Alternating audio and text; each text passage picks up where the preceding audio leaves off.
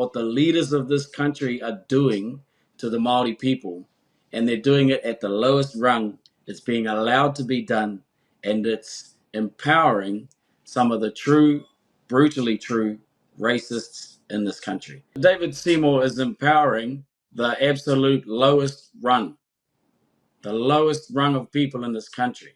The fact that a senior person in this country's parliament is permitted to continue to do it is an indictment on the system, really. Let me take the opportunity to say that I utterly reject all of that rhetoric. There's so many things wrong with it. He continues to fire misinformation, fire emotive statements out that fire up the ignorant people who have no possible capacity to rationalize what he's saying. One of the things the internet has done is it's made it much easier for people to communicate and for what they say to be amplified.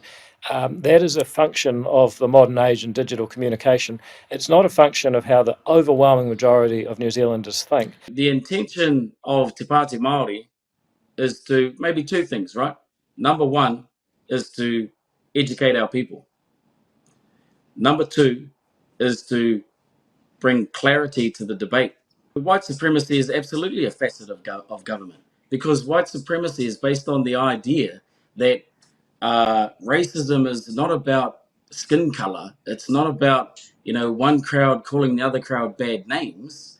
Racism is about a series of outcomes across a society, that when they occur consistently enough and consistently negatively impact one group over another, regardless of who they are, then that is the exercise of power, control, and authority by a system across a society that produces a bad outcome for one and privileges another. And I don't think anyone could counter argue that as the history of this country and the current state of it. Categorising people by their ancestry and their ethnicity, that's what we're opposed to. That's what the previous government embedded.